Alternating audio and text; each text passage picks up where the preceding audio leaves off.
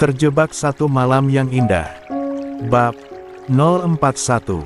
Ada apa, Awan? Panik Nenek Clara, seraya membuntuti cucu menantunya itu. Kita tanya dokter nanti di rumah sakit, Nek. Sejak semalam, Gela gak bangun juga. Jawab Awan dengan nafas yang terengah sebab panik dan khawatir. Nenek Clara segera kembali ke kamarnya, meraih tasnya dan segera ikut masuk ke mobil. Kali ini, Awan yang memangku sang istri. Memeluknya dengan penuh kasih. Tubuhnya menggigil ketakutan. Entah firasat apa yang sedang dia rasakan. Perasaannya sungguh tak karuan. Padahal, ini bukan kali pertama sang istri bolak-balik ke rumah sakit. Tapi kali ini, ada yang berbeda yang Awan rasakan. Jantungnya berdegup tak biasa.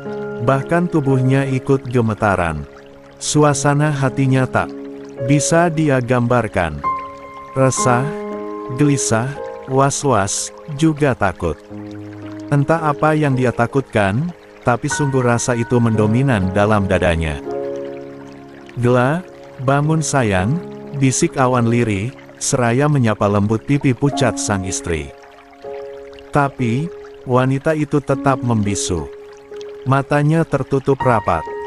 Desah nafasnya terdengar sangat lemah. Bahkan tubuhnya begitu lemah bak tak bertulang. Awan terus memeluknya, sepenuh hati, setulus cintanya selama ini. Segenap jiwanya yang terkoyak tak terlihat. Pria itu sekuat mungkin menahan tumpukan genangan yang terasa hangat di kedua pelupuk matanya. Gela, I love you, honey. Please, open your eyes. Look at me, look at my eyes, lirihnya dengan bibir yang gemetaran. Gela, katakan padaku. Sekali saja, Gela. Katakan, bahwa kamu juga mencintaiku. Awan terus saja bergumam seraya memeluk hangat tubuh sang wanita. Hingga mereka tiba di rumah sakit. Ayu yang duduk di depan segera melompat turun, dan menarik berangkar yang ada di depan ruang UGD. Saat Awan turun membopong Gladys, Indah berlari ke arah administrasi pendaftaran. Meski sejak di rumah dia sudah mendaftarkan via telepon, tapi tetap saja harus memastikan semuanya. Gledek, gledek, gledek. Suara roda berangkar menggelinding memasuki ruangan. Ingin sekali Awan ikut masuk dan mendampingi sang istri. Tapi, dokter mencegahnya dan memaksanya harus berdiri dengan gelisah di depan ruangan yang menegangkan itu. Nenek Clara segera menghubungi Ernia, mengabarkan semua yang terjadi. Astagfirullah. Kuma kesana sekarang, Nek. Di rumahnya, Ernia segera melepaskan apron dari tubuhnya. Dia melesat dengan cepat ke kamarnya dan segera membersihkan diri. Sama dengan Awan. Kali ini Ernia pun merasakan kegelisahan yang tak menentu. Gemetaran, nafas naik turun. Bahkan Ernia sampai sakit perut. Dia sampai gelisah saat akan keluar rumah. Riko yang melihatnya ikut panik. Kamu baik naik saja? Tanyanya. Mas, bisa tolong antar aku ke rumah sakit? Aku, astagfirullah. Gugup Ernia. Dengan wajah yang memucat. Ayo, apa Kinan akan diajak? Sahut Riko, cepat tanggap. Ernia menatap putranya yang bersama pengasuhnya. Lantas menatap Rani sekejap. Ernia menghela nafasnya sangat berat. Ran, aktifkan ponselnya, jangan sampai mati. Kalau aku hubungi, segera jawab. Mengerti, ujar Ernia. Siap, Bu. Ibu hati-hati, sahut Rani ikut panik. Iya. Katakan pada yang di dapur, aku pergi dulu, pamitnya seraya berjalan keluar dari ruangan diikuti Riko di belakangnya.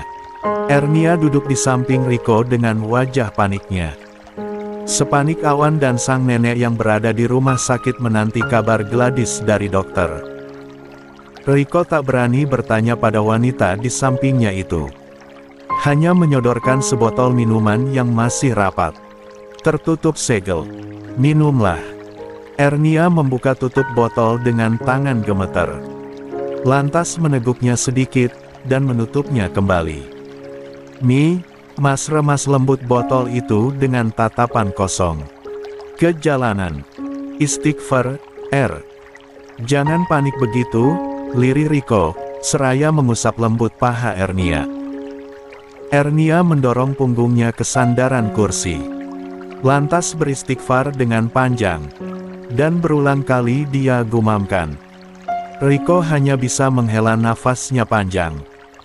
Merasakan kegelisahan yang dia tidak tahu, apa yang sedang dialami oleh mantan istrinya itu.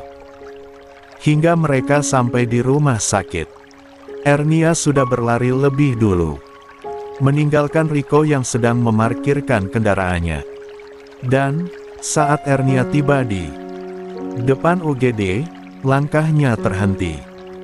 Saat melihat Awan tertunduk lemas berdiri menghadap tembok dan menempelkan keningnya. Lantas Nenek Clara terseduh duduk di kursi tunggu. Kak Gela. Langkahnya melambat, dan dia rasanya enggan untuk mendekat. Seiring tubuhnya yang kian menggigil, dan langkahnya yang kian gontai. Lemas, seakan tak bertulang. Tubuhnya hampir terhuyung.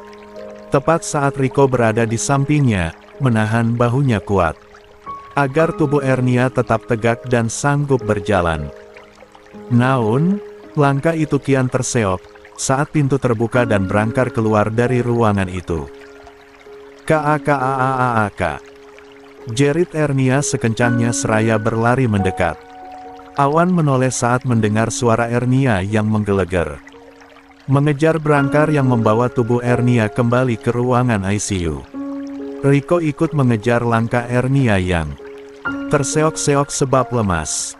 Begitupun Awan dan Nenek Clara, yang ikut mengejar langkah Ernia. Hingga di depan ruangan isolasi itu, Ernia kembali meraung. Entah mengapa, hatinya terasa begitu pilu. Seolah ada yang sedang menyayat-nyayat menggunakan sembilu. Perih, namun tak berdarah. Riko merengkuh bahu Ernia lembut. Tubuh wanita itu luruh. Bersimpuh terduduk di lantai. Kuatkan hatimu, bisik Riko. Seraya memeluknya erat. Ernia menyingkirkan tangan Riko dari tubuhnya. Lantas berlari dan menghambur ke pelukan sang nenek. Dan mereka berdua menangis bersama. Suruh Kak Gela bangun Nek. Kuma mohon. Nenek Clara menepuk bahunya lembut. Mengusap punggungnya penuh kasih. Awan menatap Ernia dengan perasaan yang tak berbentuk. Entah mengapa, pagi ini terasa sangat janggal bagi mereka. Sebab ini bukan kali pertama Gladys masuk ke ruangan tersebut. Tuhan, jangan lagi kau siksa istriku. Tolong, jika kau hendak mengambilnya, ambil dengan pelan-pelan dan jangan menyakitinya. Dia sudah cukup tersiksa dengan segala penderitaan hidup yang menghimpit perasaannya selama ini, gumam hati Awan yang seolah teremas kuat. Andai bisa terlihat, mungkin hingga tak ada lagi darah yang menetes. Sebab kering, saking kuatnya diremas. Hatinya pagi ini terasa sangat sakit, entah apa penyebabnya. Tapi, sejak semalam, Awan terus saja memandangi wajah pucat Gladys yang enggan terbuka. Matanya, apapun yang hendak kau lakukan padanya, lakukan Tuhan. Aku ikhlas. Tes. Bendungan itu akhirnya jebol, menumpahkan semua embun-embun yang menumpuk. Memenuhi kelopak matanya. Tubuh Awan berguncang, seiring dengan pintu ICU yang kembali terbuka. Ernia berlari dengan cepat. Menghampiri dokter, yang memegang masker wajah di tangannya. Dengan wajah lesu, dan tak bersemangat. Dokter, ada apa dengan kakak saya dokter? Katakan, bagaimana keadaannya? Cecar Ernia dengan wajah yang basah. Dokter itu menghela nafasnya panjang. Menatap Ernia Pias, lantas beralih ke Awan. Seraya menghembus nafasnya berat. "Dok, apa istri saya baik-baik saja?" tanya Awan, parau dengan tubuh yang menggigil. Dokter menggeleng pelan dan berkata, "Maaf, kami sudah berusaha semaksimal mungkin. Tapi, sepertinya Tuhan berkehendak lain. Kami tidak." Jerit Ernia dengan tubuh luruh kembali. Tapi dengan cepat Rico merengkuh dalam pelukannya. Awan nih, mas kepalan tangannya kuat. Lututnya tak lagi kuat menopang beban tubuhnya. Lantas ambruk, menyentuh lantai ubin, yang dingin sedingin kehidupannya. "Ke depan nanti. Kami sungguh minta maaf. Kami sudah berusaha. Permisi," imbuh dokter, yang sejenak menyeka sudut matanya. Lantas melangkah pergi. "Gladys!" Nenek Clara menjerit, dan sontak menembus masuk ke dalam ruangan yang masih tertutup rapat. Sebab masih ada beberapa perawat yang sedang membereskan alat-alat medis yang tadi mereka coba pasang di tubuh si pasien. "Kak, bangun Kak," lirik Ernia, yang juga ikut masuk, dipapah oleh Rico. Wanita itu menghambur, dan memeluk tubuh sang kakak yang kini seputih kapas. Dan tak lagi bergerak. Ernia mengguncang tubuh sang kakak. "Bangun! Buka matamu Kak, buka!" Jeritnya penuh ironi. "Kita baru bertemu, Kak. Jangan begini. Kakak, bangun! Kak Gladys, bangun!" Ernia terus menjerit memanggil sang kakak. Tak jauh beda dengan Nenek Clara yang terus mengusap lembut wajah pucat sang cucu. Menyapai pipi dan seluruh wajahnya. Hingga Awan tiba-tiba datang dan berkata, "Gladys mungkin lebih baik begini. Hilang sudah rasa sakitnya. Selama bertahun-tahun dia menyimpan semua penyakitnya sendirian. Merasakan sendiri. Tanpa siapapun yang tahu. Termasuk aku, suaminya. Kini, hidupnya akan tenang, dan tak ada lagi rasa sakit yang membuatnya tersiksa," ucapnya, lirih di depan pintu. Wajahnya tertunduk dengan tubuh yang berguncang hebat. Suaranya parau, diiringi isak yang terdengar sesak dari dadanya. Ernia menoleh, menatap kakak iparnya yang terlihat sangat tegar. Istighfar," bisik Rico. Ernia menarik nafasnya panjang, lantas menatap kembali wajah sang kakak, yang sedari tadi hendak ditutup oleh perawat. Tapi urung sebab Ernia dan Nenek Clara terus memeluknya erat. "Aku akan mensucikannya," lirik Ernia seraya mengusap wajahnya yang basah. "Kamu yakin?" tanya Rico, sebab melihat tubuh Ernia yang masih gemetaran dan derai air mata yang tak kunjung surut. Ernia mengangguk lemah. Lantas membantu perawat mengurus jenazah sang kakak. Tangan Ernia terus gemetaran. Hatinya tersayat-sayat sudah. Sungguh, kenapa pertemuannya dengan sang kakak begitu singkat? Dia masih belum mau ini semua terjadi. Baru kemarin mereka tertawa bersama, bersua foto dan tersenyum mengurai cinta. Tapi kini, senyum itu lenyap berganti wajah layu dan pucat memutih, melenyapkan senyuman yang baru kemarin mereka urai bersama. Kalau berat, jangan kamu paksakan sayang," ujar Nenek Clara. Saat berangkar, membawa tubuh Gladys ke ruang pemandian mayat. Ernia bergeming. Dia terus melangkah, ikut mendorong berangkar yang membawa mayat sang kakak. Awan mengikuti langkah Ernia. Meski gontai, Awan terus menyeret langkahnya. Sementara di luar sana, berita kematian istri seorang Raditya Kurniawan telah menyebar luas di kalangan pejabat dan rekan kerja Awan, termasuk sang kakek yang berada di luar negeri. Kamu yakin?" sekali lagi Rico bertanya. Kendati dia tahu wanita itu adalah sosok yang sangat kuat dan tegar. Tapi ini adalah kematian sang kakak yang dia hadapi. Kakak yang tak pernah dia tahu keberadaannya. Lantas bertemu dengan jalan yang sangat tidak baik. Tapi, kini, saat baru saja mereka menikmati kebahagiaan. Indahnya bersama keluarga, Ernia harus kembali merasakan perihnya ditinggalkan. Sungguh, kenapa semua bahagia? Hanya singgah sekejap dalam hidupnya. Apa yang sedang Tuhan siapkan untuknya? Awan dan Ernia ikut mensucikan tubuh Gladys. Dibantu oleh 2 perawat khusus yang telah memiliki keterampilan tersebut. Setelah semuanya usai, mereka segera membawa Gladys ke kediaman Awan. Di rumah itu telah rikoi orang datang. Keesokan harinya, Ernia masih berada di rumah Awan. Kinan dia boyong bersama pengasuhnya ke rumah Awan. Riuh suara Kinan, yang mampu menghadirkan senyum paksa. Dari Awan, Ernia dan Nenek Clara. "Pak, kemarin saya nemu ini di teras depan. Sepertinya ini cincin Ibu Gladys," ujar Mbok Yem, berbisik kepada Awan, yang sedang menemui para rekan yang baru sempat datang. Sebab kediaman mereka berada di luar kota. "Terima kasih Mbok," sahut Awan, seraya menggenggam erat cincin itu. Seiring embun di matanya kembali lolos dari kedua sudut matanya.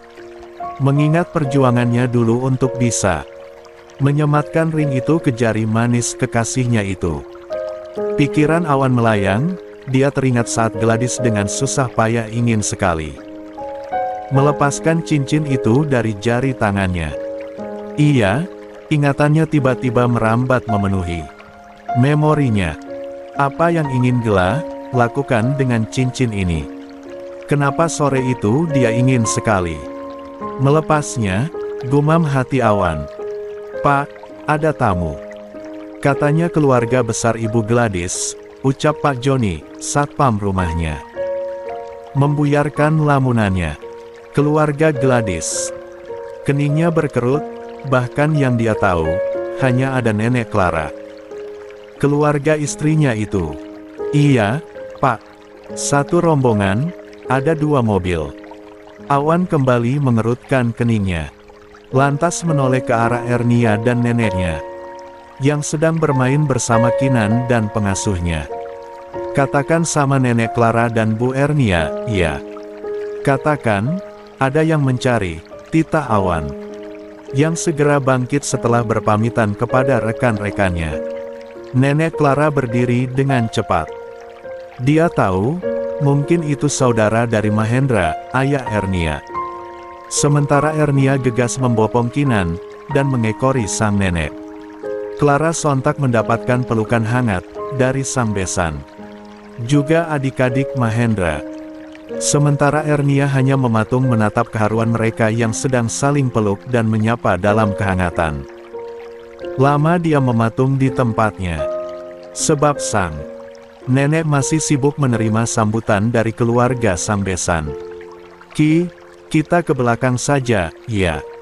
Ernia berbisik lirih pada sang bayi. Lalu berbalik badan, dan melangkah pergi. Sendiri, kembali rasa itu hadir. Meski di dalam mansion itu sangat rikoi dengan para pengunjung yang melayat untuk kepergian sang kakak. "Bu, kok balik?" katanya saudara Bu Gela. "Berarti saudara ibu juga, dong?" tanya Rani.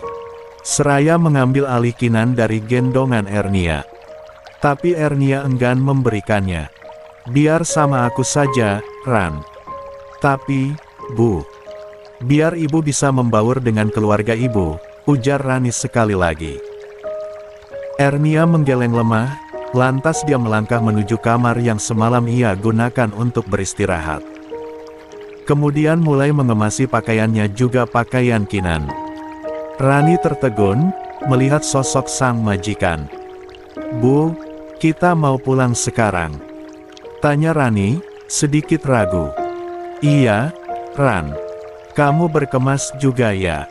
Ernia mengangguk, seraya menyeka sudut matanya yang membasah. Rani menurut, dia ikut berkemas memasukkan pakaiannya yang tak seberapa. Ernia sesekali menghela nafasnya yang terasa sesak di dadanya. Melirik ke arah pintu, berharap ada yang datang mencarinya. Tapi, pintu itu tetap tertutup rapat. Hingga akhirnya dia menggendong bayi Kinan. Keluar diikuti Rani yang menyeret koper mereka. "Kita lewat pintu samping saja, Ran," ujar Ernia, yang tidak enak kalau harus melalui pintu depan yang masih banyak tamu. "Baik, Bu. Tapi, apa tidak sebaiknya kita berpamitan pada Pak Awan dulu, Bu?" "Nanti aku telepon saja, Ran," sahut Ernia. Ernia kembali merasa terasing. Sang nenek melupakannya begitu saja. Hatinya tertusuk. Entah mengapa, hatinya tiba-tiba menjadi sangat sensitif sekali hari ini. Mungkin, jika saja Ernia mau bersabar, Nenek Clara akan mengenalkannya pada keluarga besar. Ayahnya. Iya, kan? Tapi, Ernia terlalu sensitif. Dan terlalu cepat mengambil kesimpulan dari apa yang dia lihat. Padahal, saat ini di dalam rumah Awan, pria itu sedang berkeliling ruangan mencarinya. Ernia," panggilnya, seraya mengetuk pintu kamar yang sudah kosong sejak 15 menit yang lalu. Awan mencari ke lantai atas. Setiap kamar dia coba buka. Bahkan dia sampai ke loteng. Tapi, dia tetap tak menemukannya. Sebab Ernia memang sudah pergi dengan menaiki taksi online yang ia pesan. "Nek, Ernia kenapa tidak ada?" ujar Awan dengan nafas yang sedikit terengah-engah. Belum juga nenek menjawab, ponsel Awan berdering. Pria itu menjawabnya, "Sebab ada." Nama Mama Kinan di layar terpampang lengkap dengan gambar sang ibu bersama bayinya. Kamu di mana? Nenek mencarimu. Keluarga dari papa kamu ingin bertemu denganmu," cerocos Awan, tanpa tahu jika panggilan itu terputus. Sebab ternyata ponsel Awan mati kehabisan baterai. Ernial. Awan menatap layar ponselnya. Lantas mencebik kesal.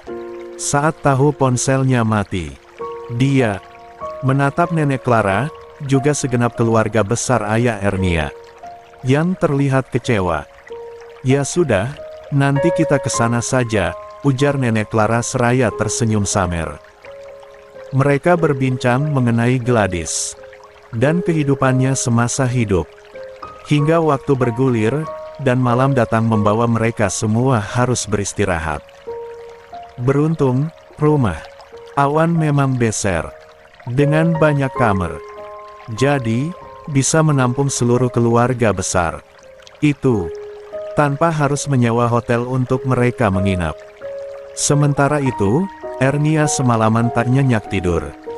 Dia terus terpikir akan sosok sang kakak, lantas keluarga besar sang ayah. Dia mengambil ponselnya.